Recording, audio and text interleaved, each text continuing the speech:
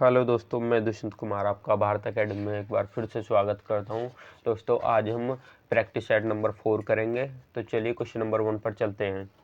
ठीक है, तो क्वेश्चन नंबर 1 है हमारा, मधुमक्खी के डंक का इलाज करने के लिए डेड डॉट डॉट डॉट घोल का प्रयोग किया जाता है। तो हमें मधुमक्खी के इलाज करने के लिए किस घोल का प्रयोग किया जाता है? तो इसमें ऑप्शन ए है दूध, नींबू के रस या सिरका या बेकिंग सोडा।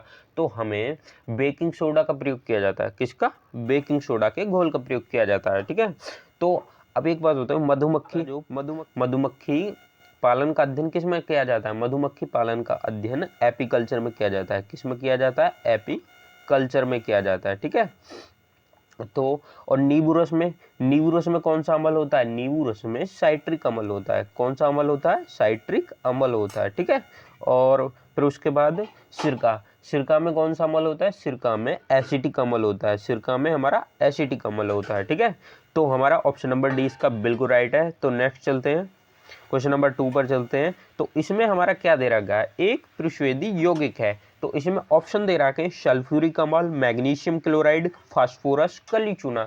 तो हमारा इसमें ऑप्शन नंबर डी बिल्कुल राइट है। ठीक है, तो अब एक बात ये भी सुन लो कि आपको त्रिस्वेदी होते कौन है? त्रिस्वेदी वे होते हैं जो हवा से आर्द्रता और CO2 को आसानी से सोख लेते हैं, वो त्रिस्वेदी होते हैं। ठीक है, तो क्वेश्चन नंबर नेक्स्ट पर चलते हैं। एक व्यक्ति ने 2 सेकंड में 1000 जूल का काम करता है। उसके द्वारा खर्च की गई ऊर्जा थी, तो उसके द्वारा 500 वाट थी। ठीक है, कितनी थी? 500 वाट ऊर्जा। और इसका फॉर्मूला है 1 जूल कार्य बराबर 1 न्यूटन बल मल्टीप्लाई 1 मीटर। ठीक है, तो नेक्स्ट चलते हैं। जब एक गिलास पर रखे कार्ड को उंगली से धक्का दिया जाता है तो रखा सिक्का गिलास में गिर जाता है। यह किस नियम को बताता है? ये जड़त्व के नियम को बताता है। जड़त्व का नियम किसे बोलते हैं? न्यूटन के फर्स्ट नियम को गैलीलियो का नियम या जड़त्व का नियम दोनों बोला जाता है। तो न्यूटन के फर्स्ट नियम को गैलीलियो का नियम या जड़त्व का नियम बोला जाता है। तो इसका ऑप्शन नंबर सी बिल्कुल राइट है।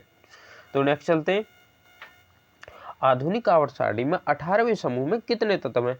आपको पता है आवर्त सारणी में 18 समूह हैं और 7 आवर्त हैं। तो आपसे 18वां समूह पूछ रहा है जिसमें अक्रिय गैस है, जिसमें, ठीक है, तो अक्रिय गैस कितनी है? उसमें 6 है। तो 18वें समूह में कितने तत्व? उसमें 6 तत्व है। ठीक है, तो नेक्स्ट चलते हैं।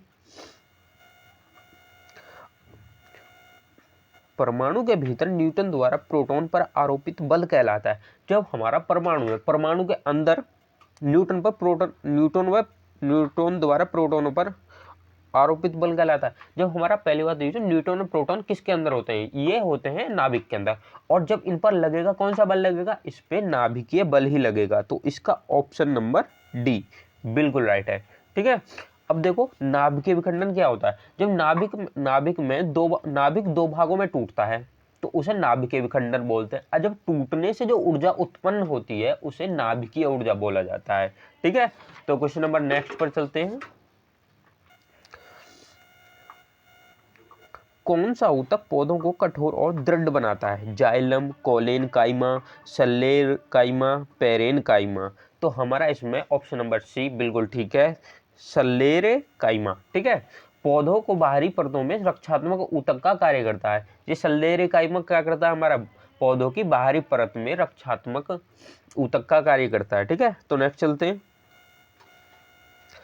मत्स्य वर्ग की विशेषता क्या नहीं है? गलफड़ों के द्वारा सांस लेना। देखो मत्स्य जो है, मछलियां होती हैं वो गलफड़ों के द्वारा सांस लेती है। ठीक है, तो ये तो हमारा बिल्कुल ठीक है। हड्डी उपास्थि अंत कंकाल, तो ये भी हमारा बिल्कुल ठीक है।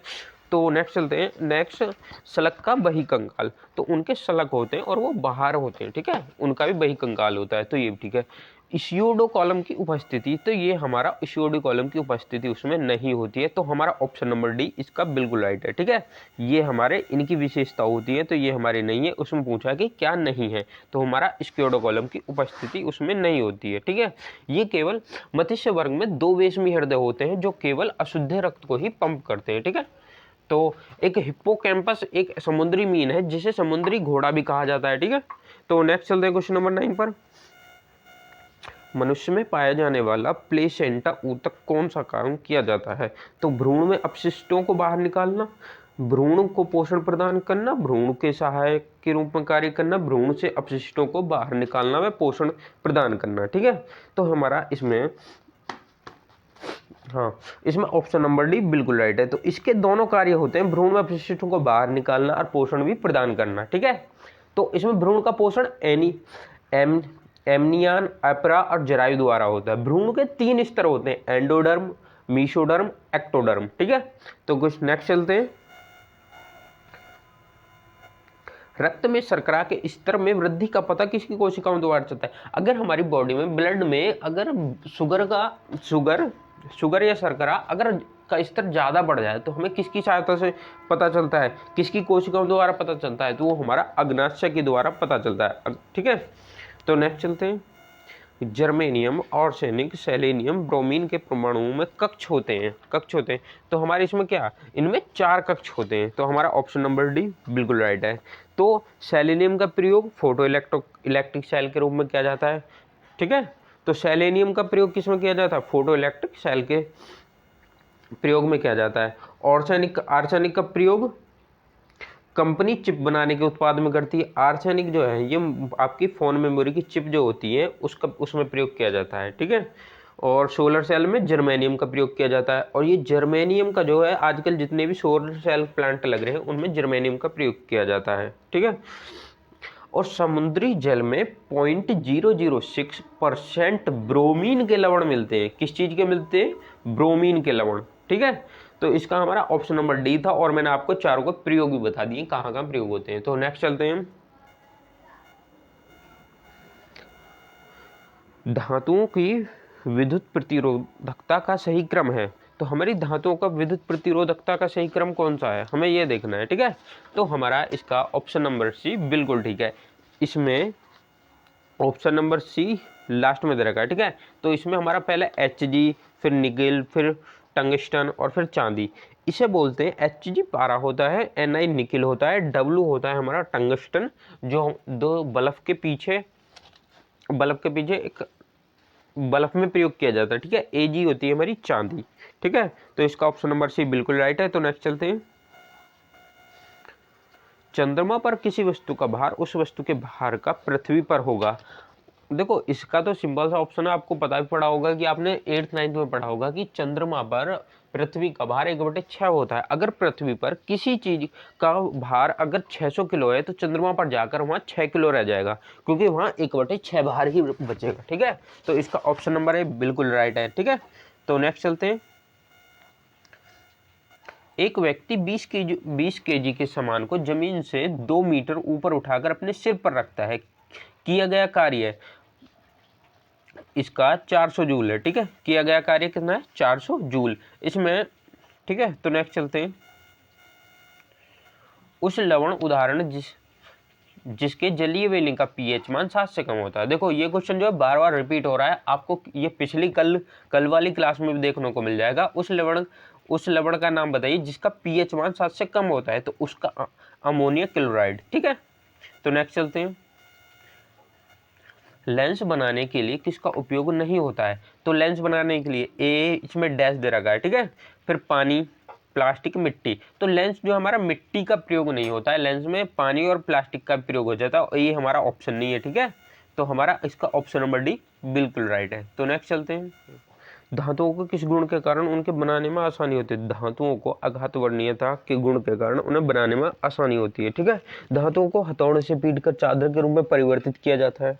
तो इसका ऑप्शन नंबर डी बिल्कुल राइट है। तो नेक्स्ट चलते हैं। किसी तत्व के समस्थानिक की द्रव्यमान संख्या 298 है यदि इसके नाभिक में 189 प्रोटॉन है, न्यूट्रॉन है, तो परमाणु संख्या होगी। अब हमें परमाणु संख्या का फॉर्मूला क्या है? इसकी परमाणु संख्या का फॉर्मूला है द्रव्यमान संख्या माइनस न्यूट्रॉन, द्रव्यमान संख्या माइनस न्यूट्रॉन। अब हमें पता है, तो हमारे पास द्रव्यमान संख्या कितने रखे? 298 और न्यूट्रॉन कितने दे रखे हैं? 189। तो इन दोनों का गैप निकल के आएगा 109। तो हमारा ऑप्शन नंबर बी बिल्कुल ठीक है। तो नेक्स्ट चलते हैं। किसी परमाणु का परमाणु कण नहीं है। तो हमारा इलेक्ट्रॉन नहीं है, प्रोटॉन नहीं है, न्यूट्रॉन नहीं है, जीनॉन नहीं है, तो हमारा इसमें जीनॉन नहीं है। ठीक है, तो हमारे परमाणु में कौन कौन सी चीज़ होती है? इलेक्ट्रॉन होता है, प्रोटॉन होता है, न्यूट्रॉन होता है। ठीक है, नाभिक भी होता है, और जीनॉन हमारी क्या है? ये अक्रिय गैस है। तो हमारा ये ऑप्शन डी बिल्कुल राइट है। तो नेक्स्ट चलते हैं। किसी वस्तु का भार सर्वाधिक होता है भूमध्य रेखा पर, कटिबंधों पर, उपोषण पर, ध्रुवों पर। तो किसी भी वस्तु का भार सर्वाधिक कहाँ होता है? ध्रुवों पर होता है। कहाँ होता है सर्वाधिक भार? ध्रुव पर। ऑप्शन नंबर डी बिल्कुल राइट है। और सबसे कम होता है भूमध्य रेखा पर। कहाँ होता है सबसे कम? भूमध्य रेखा पर होता है सबसे कम। तो नेक्स्ट चलते हैं। कॉन्स्टेंटन धातुओं को मिश्रित करके बनाया जाता है। तो किस किस के मिश्रण से बनाया जाता है कॉन्स्टेंटन धातुओं को? कॉपर और निकिल को मिलाकर कॉन्स्टेंटन धातु को बनाया जाता है। तो हमारा ऑप्शन नंबर सी इसका बिल्कुल राइट है। तो हमारा ऑप्शन नंबर सी इसका बिल्कुल राइट है। तो नेक्स्ट चलते हैं। मछलियों के हृदय में कक्ष होते हैं। तो मछलियों के हृदय में कितने कक्ष होते हैं? मछलियों के हृदय में 2 कक्ष होते हैं। तो ऑप्शन नंबर ए बिल्कुल राइट है। तो आपको याद रखना है, मत्स्य वर्ग के हृदय में 2 वेशमी हृदय होता है जो सिर्फ अशुद्ध रक्त को ही पंप करता है। तो एक तो स्तनी वर्ग में, ठीक है, चार वर्ग होते हैं, जैसे मनुष्य वगैरह, ये सब स्तनी वर्ग में आ जाते हैं। इनमें 4 वेशमी हृदय होता है। ठीक है, उभयचर में 3 वेशमी होता है, और कॉकरोच के हृदय में 13 कक्ष होते हैं। तो कॉकरोच के हृदय में कितने कक्ष होते हैं? 13 है।